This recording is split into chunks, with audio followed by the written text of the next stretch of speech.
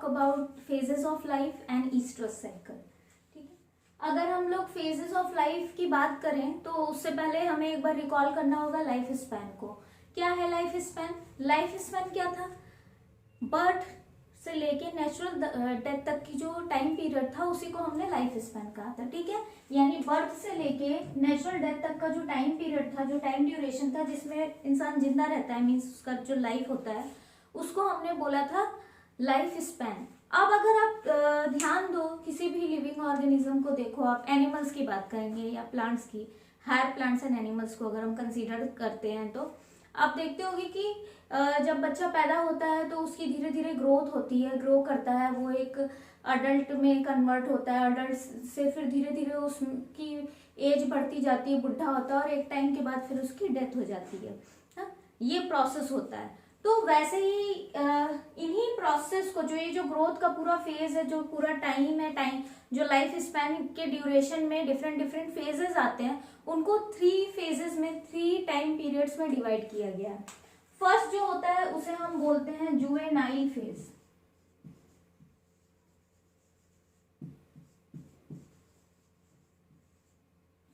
Juvenile phase या इसे हम बोलते हैं वेजिटेटिव फेज।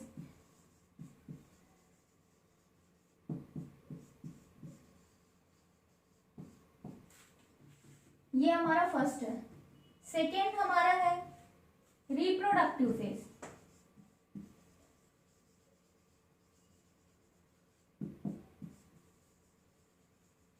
सेकेंड है reproductive phase and third phase को हम बोलते हैं सेनेसेंट फेज।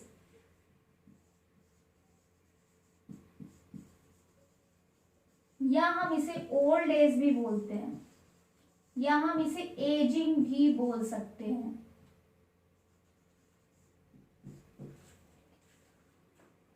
इन 3 फेजेस में हम इजीली डिवाइड कर सकते हैं लाइफ स्पैन को। ठीक है, अब बात करते हैं जुवेनाइल फेज क्या है। तो जब भी किसी भी पर्टिकुलर ऑर्गेनिज्म का बर्थ होता है, तो बर्थ होते ही क्या वो बच्चे पैदा करने के लिए एबल हो जाता है, या बर्थ होते ही उसमें सारे प्रोसेस एकदम परफेक्टली चलने लगते हैं? ऐसा नहीं है।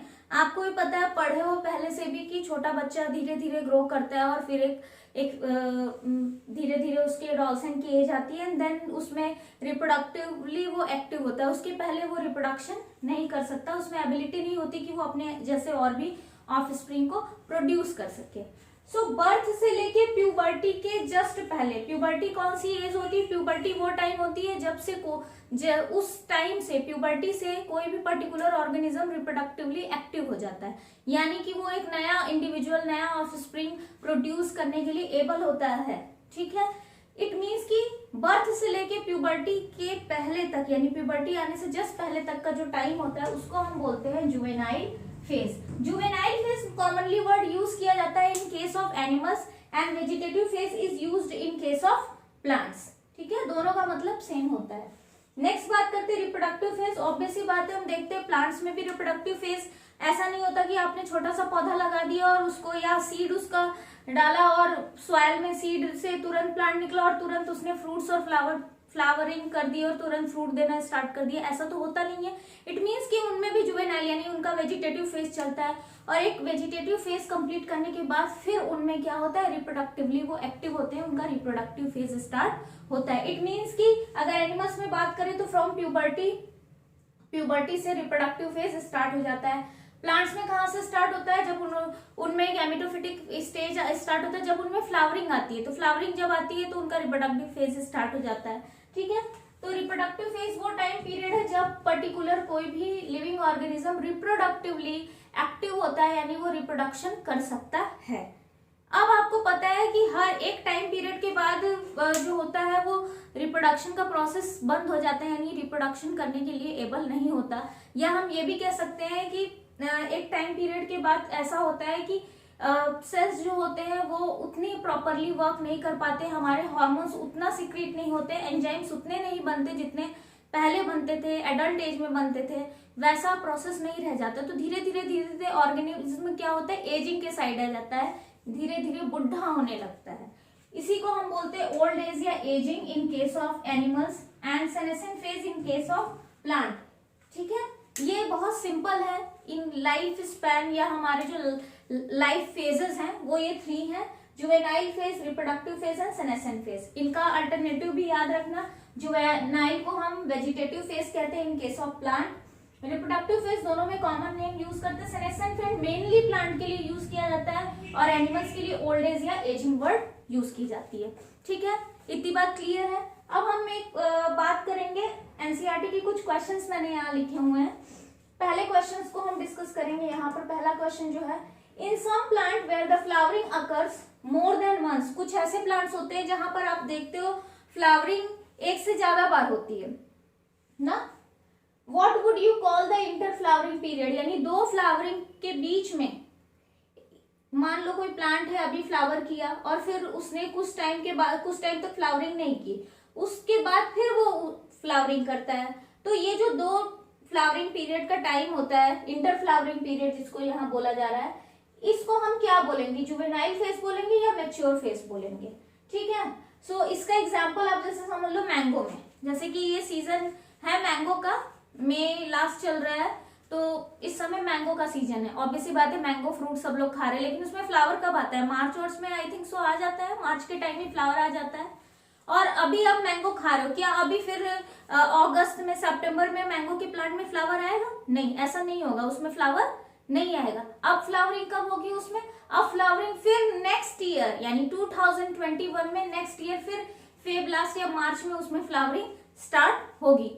इट मीन्स कि मार्च में जो फ्लावरिंग हुई इस साल और अगले साल जो मार्च में फ्लावरिंग होगी उसमें उनके बीच का जो इंटर फ्लावरिंग पीरियड है उसको हम क्या बोले, जुवेनाइल फेज बोले या मैच्योर फेज बोले, तो उसको हम जुवेनाइल फेज बोलेंगे, मैच्योर फेज नहीं बोलेंगे, जुवेनाइल फेज बोलेंगे। ये बात आपको दिमाग में रखनी है, juvenile in the sense plant की बात कर रहे हैं तो हम उसको बोलेंगे वेजिटेटिव फेज।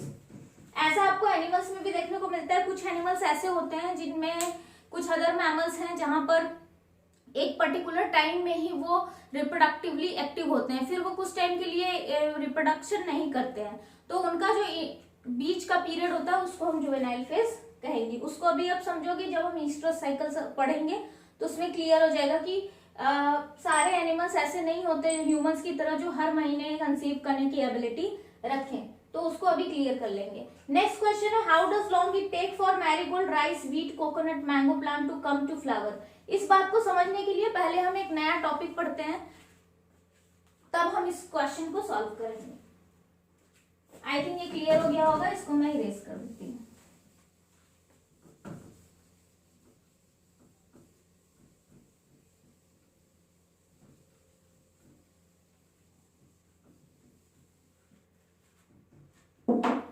प्लांट्स की बात करते हैं। प्लांट्स की अगर हम बात करते हैं तो प्लांट्स भी अलग अलग तरह के होते हैं। आपने देखा होगा कि कुछ प्लांट ऐसे होते हैं जो बहुत, जिनका लाइफ स्पैन बहुत छोटा होता है, वो जल्दी ही मर जाते हैं, यानी एक टाइम उन्होंने ग्रो किया, अभी जल्दी जल्दी उन्होंने ग्रो किया, उनमें फ्लावर आया, उन्होंने फ्रूट दिया और उसके बाद उनकी डेथ हो गई। बट कुछ प्लांट ऐसे होते होंगे जिनका फ्रूट खाने के लिए आप अभी छोटे से बच्चे होंगे, आप लगाओगे, जब आप 25 साल के हो जाओगे, 30 साल के हो जाओगे, तब जाके वो प्लांट बड़ा होगा और आपको उससे फ्लावरिंग होगी उनमें, एंड देन फ्रूट का फॉर्मेशन होगा, एंड देन फ्रूट मिलेगा। जैसे आप मैंगो की बात कर लो, गुआवा की बात कर लो, अब ये तो है नहीं कि आज मैंने गुआवा का प्लांट लगा दिया तो वो बस बड़ा हो गया 1 साल के अंदर और उसमें गुआवा आना स्टार्ट हो गए, ऐसा तो होता नहीं है। वैसे ही कुछ प्लांट ऐसे होते हैं जिनका टाइम बहुत ज्यादा होता है, मीन जैसे हम बनियान ट्री की बात कर ले, बनियान ट्री क्या होता है, बहुत टाइम लेता है और बहुत टाइम तक ग्रो रहता भी है ना, 100, 200, 250 साल, उससे भी ज्यादा भी रह सकते हैं ना।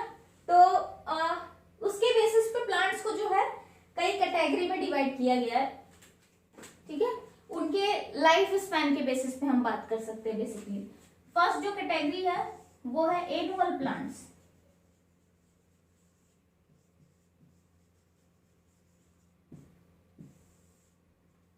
एनुअल प्लांट्स क्या होते हैं, एनुअल का मतलब ही होता है 1 ईयर, तो एनुअल प्लांट्स वो होते हैं जिनका पूरा लाइफ स्पैन 1 ईयर के अंदर ही फिनिश हो जाए, यानी कि 1 ईयर के खत्म होने से पहले ही उनका लाइफ स्पैन फिनिश हो जाए, यानी वो उनकी डेथ हो जाए।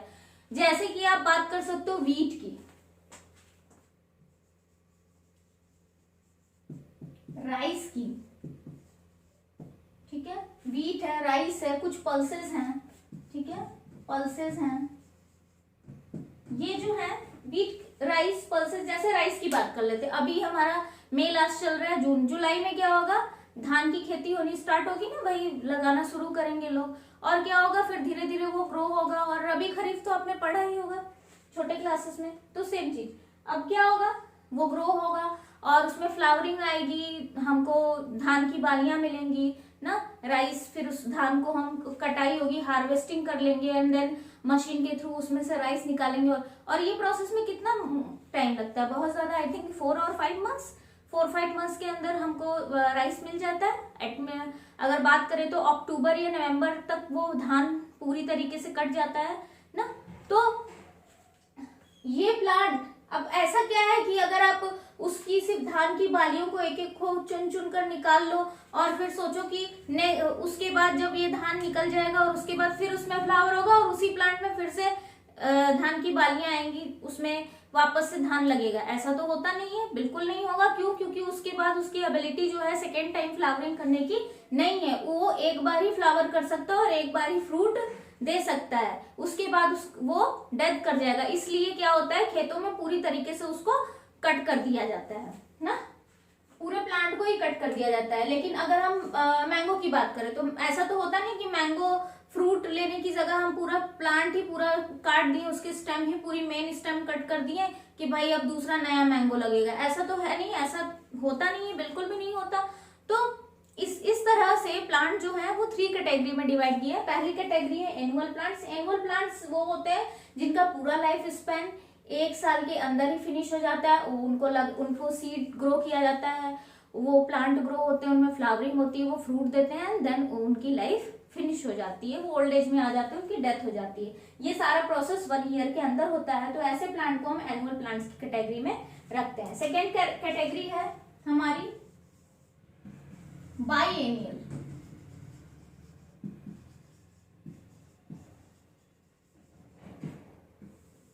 बाइएनियल प्लांट्स वो होते हैं जिनका लाइफ टाइम 2 ईयर्स में कंप्लीट होता है। ठीक है, यहाँ लाइफ स्पैन कितने में कंप्लीट होता है, 1 ईयर में। ठीक है, यहाँ कितने में कंप्लीट होता है, 2 ईयर्स में। इसका बहुत ही बेस्ट एग्जांपल है आपको शुगर केन। गन्ने का प्लांट आप देखोगे तो उसको लगभग 1 साल से ज्यादा, 2 साल के लगभग लग जाते हैं उसको कम्प्लीटली ग्रो होने में। इतनी बात क्लियर है। नेक्स्ट लास्ट कैटेगरी जो आती है वो आती है हमारी पेरेनियल।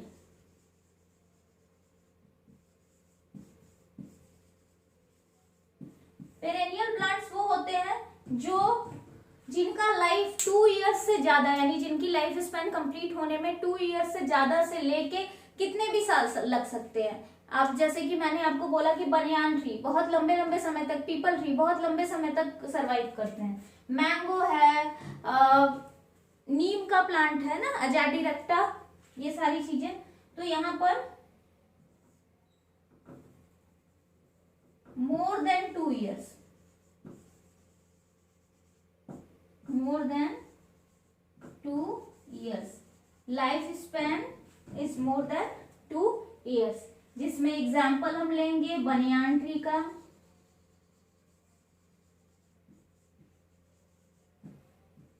मैंगो ट्री का,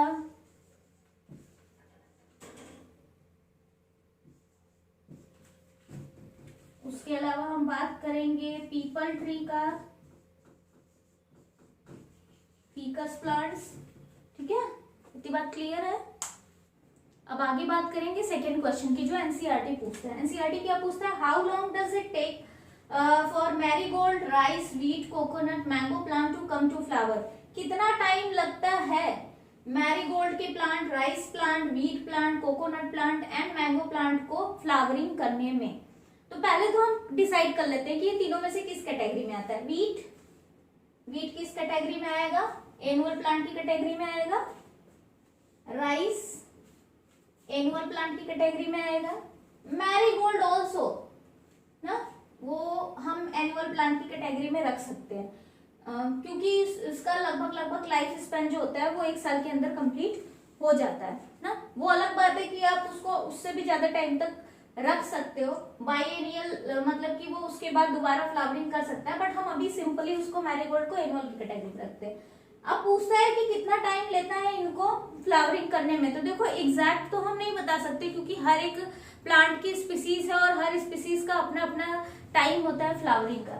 लेकिन फिर भी अगर हम एक आइडिया लेते हैं तो लगभग 2.5 से 3 महीने लग जाते हैं, 2.5 से 3 मंथ्स लग जाते हैं मैरीगोल्ड, राइस और व्हीट को फ्लावरिंग करने में। कितने से? 2.5 to 3 मंथ्स, इतना टाइम तो लग ही जाता है इनको फ्लावरिंग करने में, यानी फ्लावर आने में। बात करते हैं कोकोनट की एंड मैंगो की। तो भाई अगर इनकी बात करो तो आप अब आज कोकोनट का प्लांट लगाओगे तो ऐसा नहीं है कि आज ही आज आपको कोकोनट मिलने लगेंगे, उसमें फ्लावर आ जाएंगे, या मैंगो लगाओगे तो उसमें आज ही आज फ्लावर नहीं, इनमें बहुत लॉन्ग टाइम लगता है। तो इनको हम यूं नहीं कह सकते कि एग्जैक्ट इतने साल लगते हैं, लेकिन हम एक लिख सकते हैं कि इनमें लॉन्ग टाइम लगता है। और ये किस कैटेगरी में आएंगे? पेरेनियल की कैटेगरी में आएंगे। डेफिनेटली बहुत लॉन्ग टाइम लगता है इनको।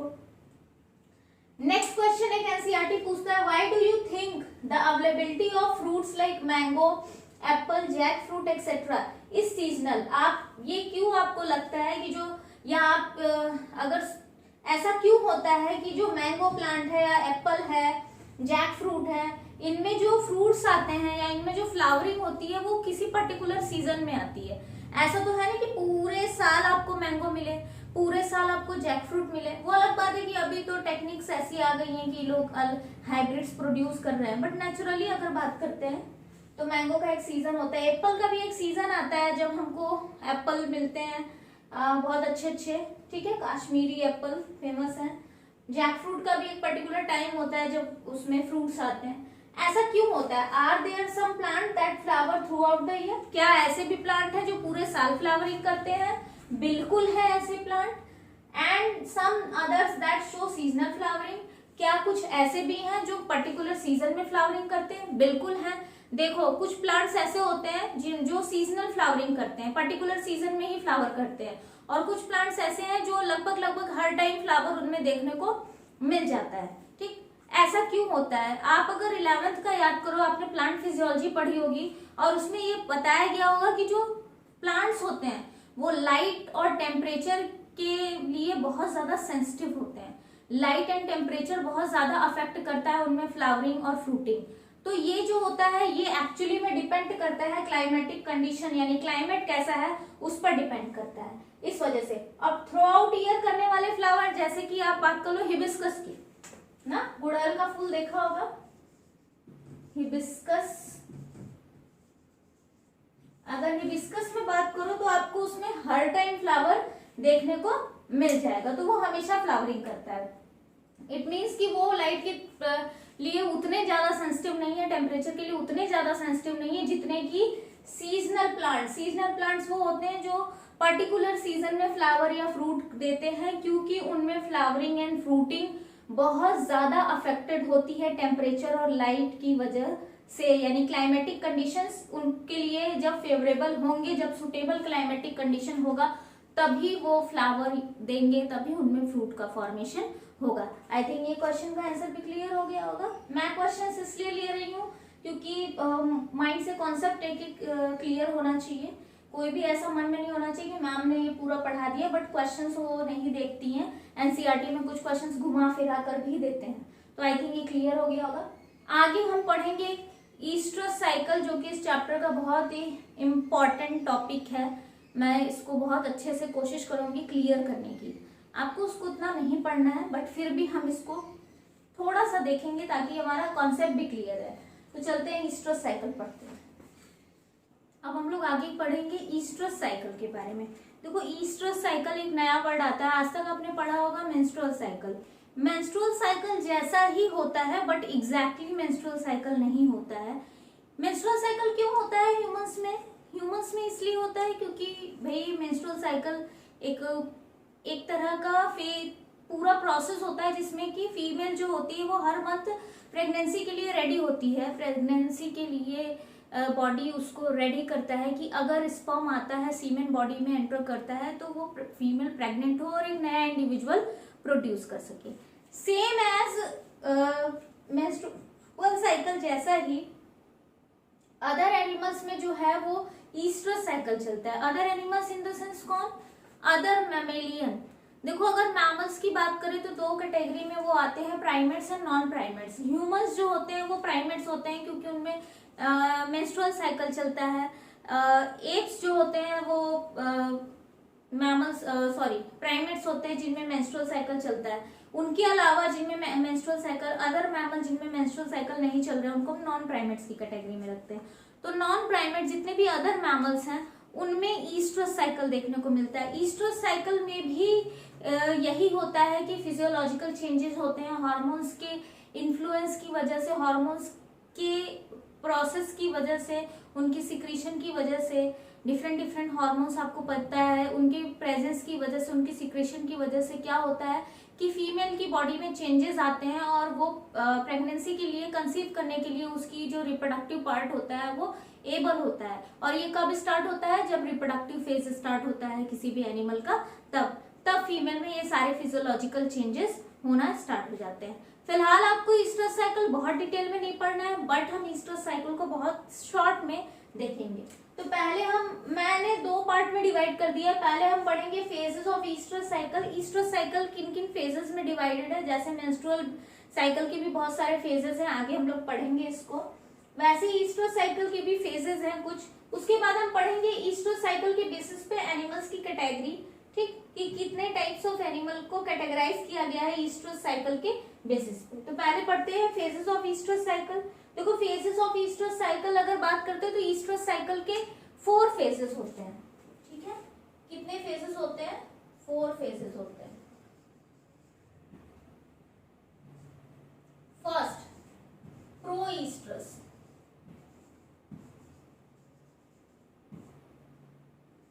सेकेंड, ईस्ट्रस, ठीक। Third, metestrus, and fourth, anestrus. ठीक, ये जो सॉरी थोड़ी स्पेलिंग,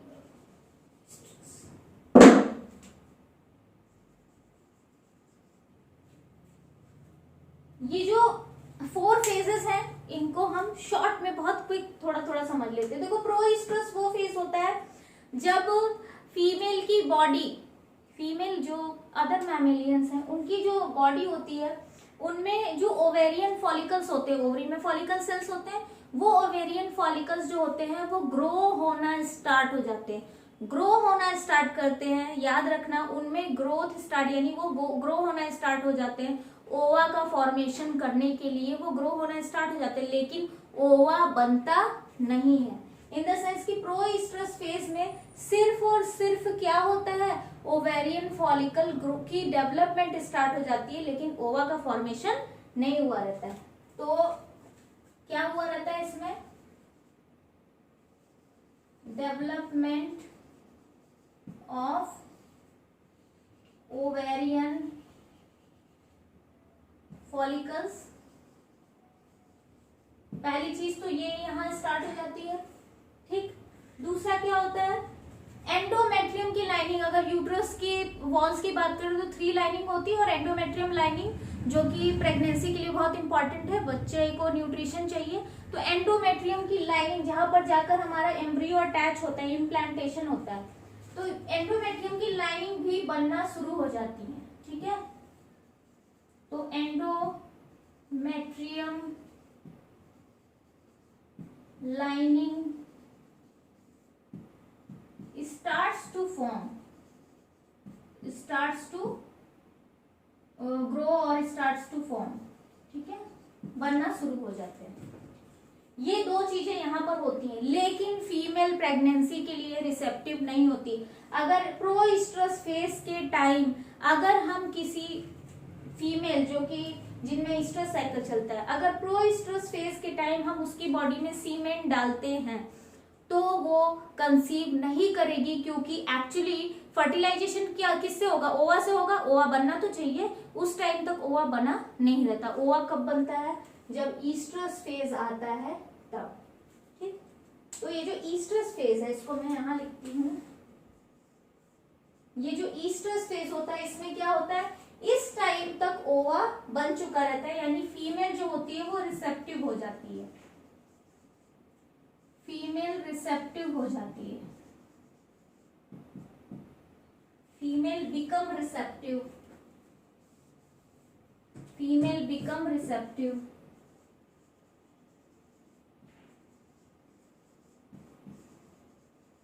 फीमेल बिकम रिसेप्टिव, वो रिसेप्टिव हो जाती है, यानी कि वो कैरी कर सकती है।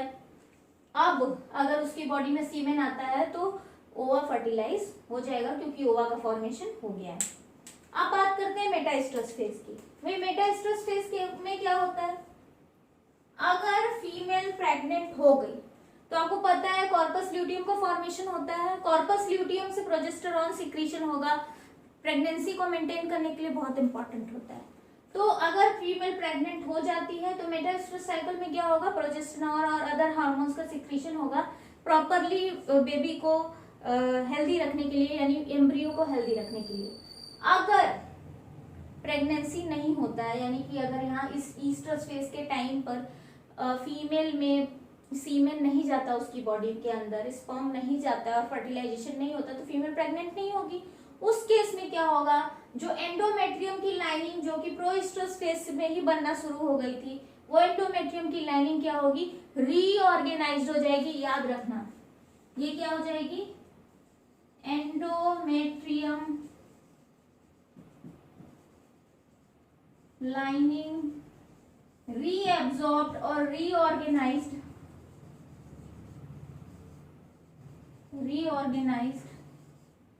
for the next cycle, endometrium lining जो होगी नेक्स्ट साइकिल के रीऑर्गेनाइज हो जाएगी। मेंस्ट्रुअल साइकिल में ऐसा नहीं होता है, मेंस्ट्रुअल साइकिल में क्या होता है, मेंस्ट्रुअल ब्लीडिंग होती है फीमेल्स को, लेकिन यहाँ क्या होता है, एंडोमेट्रियम की जो लाइनिंग होती है वो रीऑर्गेनाइज हो जाती है। नेक्स्ट जब ईस्ट्रस साइकिल वापस चलेगा तो ये वापस से उस वक्त फिर से विजिबल होगी, फिर से इनका फॉर्मेशन स्टार्ट हो जाएगा। इतनी बात क्लियर है। एनास्ट्रस फेज क्या होता है, एनास्ट्रस फेज वो होता है जब ईस्ट्रस साइकिल नहीं चलता, यानी कि ये रेस्ट का फेज होता है। ठीक है, हम बोल सकते हैं resting phase between oestrus cycles, यानी ईस्ट्रस साइकिल्स के बीच का जो रेस्टिंग फेज होता है, जब ईस्ट्रस साइकिल नहीं चलता है, जब ओवेरियन फॉलिकल का डेवलपमेंट या ईस्ट्रस फेज, ये सारे फेजेस नहीं चलते, लास्ट फेज रेस्टिंग फेज को ही हम ईस्ट्रस साइकिल के बीच का जो रेस्टिंग फेज होता है उसी को हम एनास्ट्रस फेज कहते हैं। अच्छा, एक इंपॉर्टेंट बात जो मैं नहीं बताई, ईस्ट्रस फेज को ही हीट बोलते हैं ना, कि फीमेल हीट में है। आप ये वर्ड सुनोगे, आप जो प्लांट ब्रीडिंग आएगा तो उसमें एनिमल हस्बेंड्री वर्ड आएगा, एनिमल हस्बेंड्री पढ़ोगे तो वहां पर भी बार बार ये आएगा ना, फीमेल हीट में है, फीमेल हीट में है। फीमेल हीट में है का मतलब क्या होता है, फीमेल हीट में है इन द सेंस कि उस समय फीमेल बोल सकते हैं सेक्सुअली एक्टिव होती है, उस समय वो कंसीव कर सकती है, तो उस समय वो थोड़ा एक्टिव होती है ना, तो वो देखने को मिलता है, उसी को हम बोलते हैं फीमेल हीट में। मीन्स इस समय अगर उसकी बॉडी में सीमेन जाता है तो वो प्रेग्नेंट हो जाएगी। इसके अलावा अदर फेजेस में प्रेग्नेंट होने की पॉसिबिलिटी नहीं है, वो कंसीव नहीं करेगी। ये 4 फेजेस क्लियर हो गए होंगे। अब हम बात करेंगे types of animal on the basis of oestrus cycle. देखो इसको समझना है हमको, मैं इसको इरेज कर दे रही हूँ। आप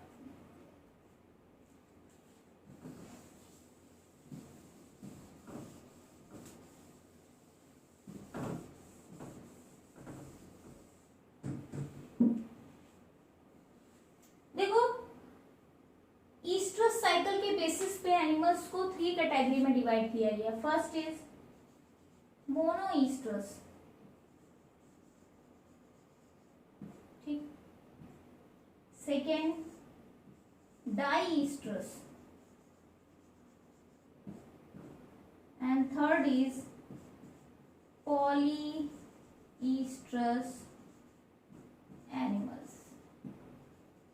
मोनोईस्ट्रस animals, diestrus animals and polyestrus animals. बहुत सिंपल है, ऐसे एनिमल्स जिनमें पूरे ईयर में, पूरे साल में सिर्फ सिंगल ईस्ट्रस साइकिल चलता है ना, ओनली वन ईस्ट्रस साइकिल, सिर्फ एक ईस्ट्रस साइकिल होता है, उनको हम मोनोईस्ट्रस एनिमल्स कहेंगे। बहुत सिंपल है।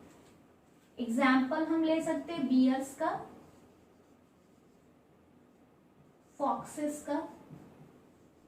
उनमें पूरे साल में सिर्फ एक बार ऐसा वक्त आता है जब वो कंसीव कर सकती हैं उनकी फीमेल्स, अदरवाइज पूरे साल वो उनमें कौन सा फेज चलेगा फिर, एनाइस्ट्रस, रेस्टिंग फेज एनाइस्ट्रस, अभी बताया मैंने। डाइस्ट्रस क्या होता है, 2 ईस्ट्रस साइकिल्स पर ईयर। ठीक है, एक साल में कितने ईस्ट्रस साइकिल चलेंगे, 2 ईस्ट्रस साइकिल चलेंगे। Polyestrus more than 2, more than 2 estrus cycle per year। बहुत सिंपल है, 2 से ज्यादा बार मल्टीपल टाइम ईस्ट्रस साइकिल चलेगा, मल्टीपल टाइम फीमेल हीट में आएगी, यानी साल में उसको कई मौके मिलेंगे जब वो प्रेगनेंसी के लिए एबल हो सकती है, यानी वो बेबी कंसीव कर सकती है, यानी कि वो साल में कई बार बच्चे प्रोड्यूस करेगी, कई बार बच्चे पैदा करेगी। डाइस्ट्रस का एग्जांपल ले सकते हैं हम डॉग्स। ठीक है, पॉलीस्ट्रस में हम एग्जांपल ले सकते हैं काउस का, डोमेस्टिक पिग्स। ठीक, डोमेस्टिक पिग्स, काउस हैं, डोमेस्टिक पिग्स हैं। ये बहुत सिंपल था, इसको आप दिमाग में रखना, थोड़ा सा एक बार रिवाइज कर लोगे क्लियर हो जाएगा। अब हम लोग पढ़ेंगे कि ईस्ट्रस साइकिल और मेंस्ट्रुअल साइकिल में क्या डिफरेंस है। देखो, अगर डिटेल पढ़ोगे तो बहुत ज्यादा डिफरेंसेस आपको देखने को मिलेंगे, बहुत सारी सिमिलैरिटी भी देखने को मिलेगी, बट हमको सिर्फ 2 या 3 डिफरेंसेस हम दिमाग में सिर्फ अपने कॉन्सेप्ट के लिए रखेंगे, क्योंकि एग्जाम में अगर पूछ लेता है तो हमको उसको एक्सप्लेन करना होगा। तो इसको मैं इरेज कर देती हूँ। ठीक, आगे पढ़ते हैं।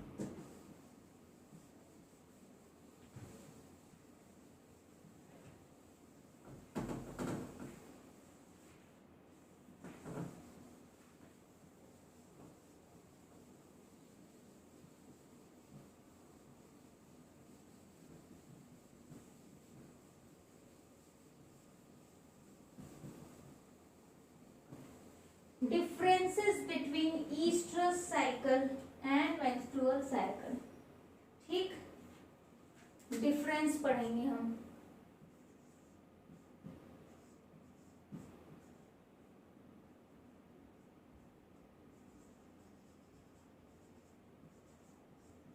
Between estrus and menstrual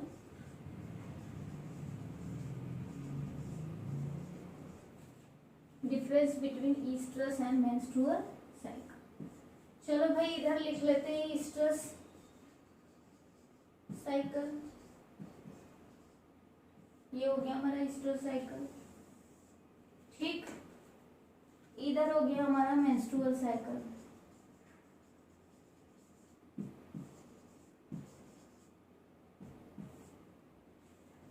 देखो, ईस्ट्रस साइकिल में क्या होता है, फीमेल जब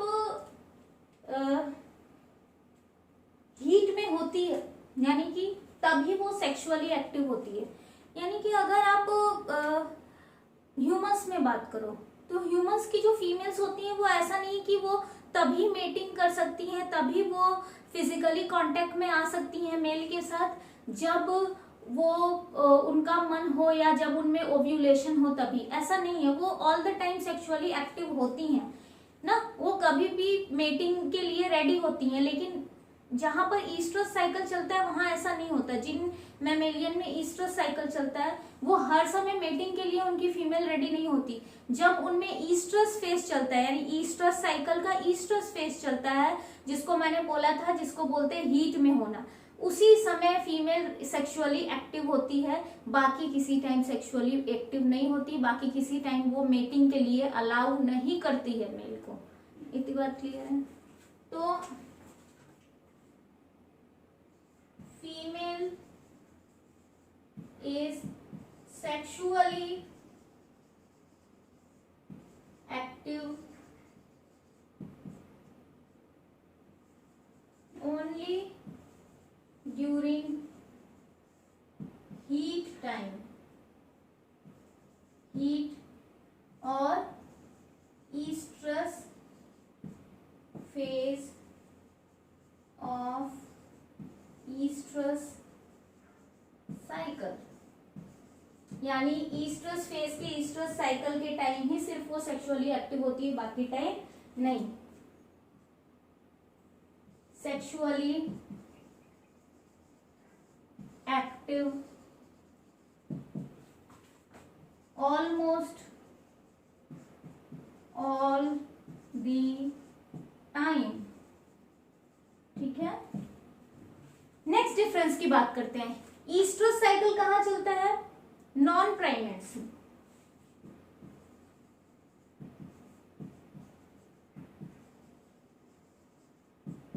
मेंस्ट्रुअल साइकिल जहां कहाँ चलता है? प्राइमेट्स में।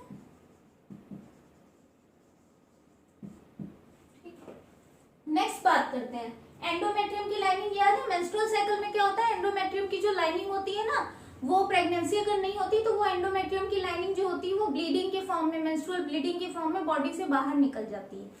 ईस्ट्रस साइकिल में क्या बताया मैंने कि वो रीऑर्गेनाइज हो जाती है नेक्स्ट साइकिल के लिए, नेक्स्ट साइकिल के लिए वापस सेकेंड टाइम के लिए वो रीएब्जॉर्ब हो जाती है, रीऑर्गेनाइज हो जाती है। तो यहां पर क्या होता है? Endometrium lining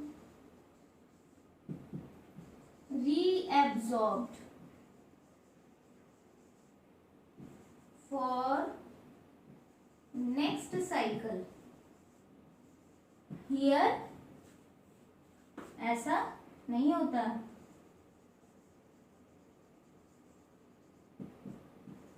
endometrium lining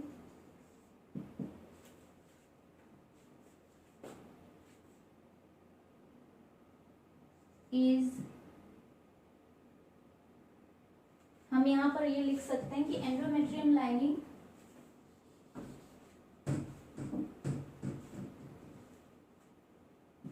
break and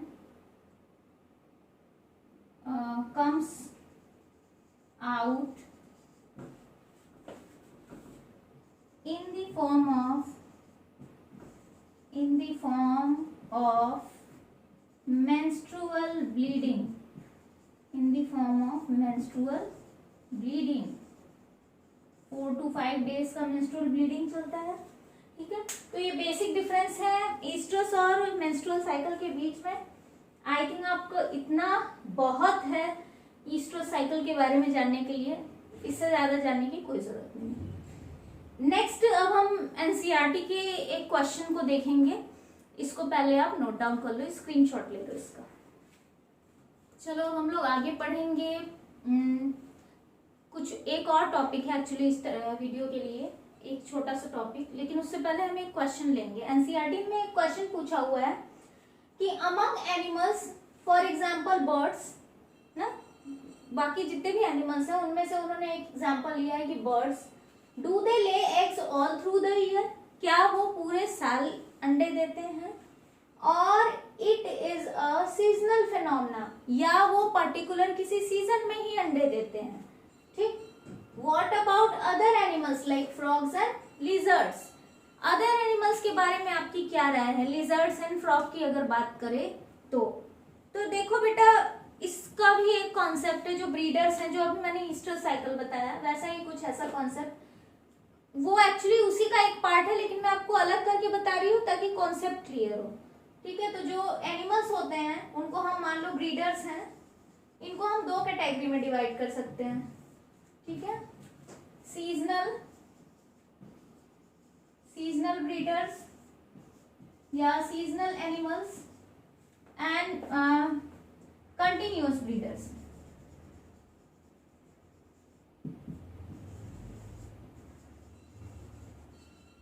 seasonal breeders वो होते हैं जो पर्टिकुलर किसी सीजन में ही रिप्रोड्यूस करते हैं, अपने अंडे देते हैं या रिप्रोडक्टिवली एक्टिव होते हैं पर्टिकुलर सीजन में। पूरे साल में कोई ऐसा सीजन आएगा जब वो रिप्रोडक्टिवली एक्टिव होंगे। जैसे कि ये अभी गर्मी का सीजन चल रहा है ना, इसमें आपको हर जगह लिजर्ड देख रहे होंगे ना। ठंडी में आपको नहीं दिखेंगे कि वो किसी उसके कोई छोटी सी बच्ची या कुछ भी दिखे, ऐसा नहीं, क्योंकि वो उनका ब्रीडिंग सीजन नहीं होता। क्यों ये सारी चीजें, क्यों ऐसा क्यों होता है? क्योंकि इकोलॉजी चैप्टर आएगा तो और भी थोड़ा समझोगे कि अदर जो एनिमल्स होते हैं, सिर्फ प्लांट ही नहीं, कुछ एनिमल्स भी जो होते हैं वो टेम्परेचर, सनलाइट, क्लाइमेटिक कंडीशन के लिए वो सेंसिटिव होती है उनकी बॉडी। इस वजह से उनमें उनके अकॉर्डिंग जब उनका सीजन आता है, जिस सीजन में उनको उनकी बॉडी सही समझती है, जो उनकी बॉडी में हार्मोन्स का रिलीज सही तरीके से प्रोड्यूस हो सके, जिस समय उनके बच्चे सरवाइव कर सके, वो उसी समय ब्रीडिंग करते हैं। ठीक है, उसी समय उनमें रिप्रोडक्टिव फेज स्टार्ट हो जाता है, या उसी समय वो ये कह सकते हैं कि रिप्रोडक्टिव फेज नहीं, उसी समय वो रिप्रोडक्टिवली एक्टिव होते हैं। फेज तो चलता ही रहता है। ठीक है, तो सीजनल ब्रीडर्स में हमारे वो सारे आ जाएंगे जो किसी पर्टिकुलर सीजन में अपने अंडे देते हैं या बच्चे देते हैं, बाकी टाइम पर नहीं देते, हमेशा नहीं देते हैं। कंटिन्यूअस में तो हम ह्यूमंस और एप्स की बात कर लेते हैं। ह्यूमंस, अब ह्यूमंस में तो ऐसा होता नहीं है कि भाई ठंडी में बच्चे होंगे इनके और किसी टाइम, ऐसा तो है नहीं हमारे में ना। तो ह्यूमंस और एप्स जो होते हैं ना वो कंटिन्यूअस ब्रीडर्स होते हैं। एप्स, ह्यूमन और एप्स जो होते हैं वो कंटिन्यूअस ब्रीडर्स होते हैं। उनके अलावा सीजनल ब्रीडर्स में आपके बर्ड्स आ जाएंगे। ठीक है, और यहाँ दिया फ्रॉग्स, लिजर्ड, फ्रॉग्स आपको दिखने को मिलेंगे बारिश के मौसम में। लिजर्ड्स, ये सारे जो है वो सीजनल ब्रीडर्स हैं। आई थिंक ये बहुत सिंपल सा कॉन्सेप्ट है, क्लियर हो गया होगा। नेक्स्ट वीडियो में हम लोग पढ़ेंगे सेक्सुअल रिप्रोडक्शन और उनके फिनोमेना, उनके इवेंट्स के बारे में डिस्कस करेंगे। आज के लिए बस इतना ही। Thank you.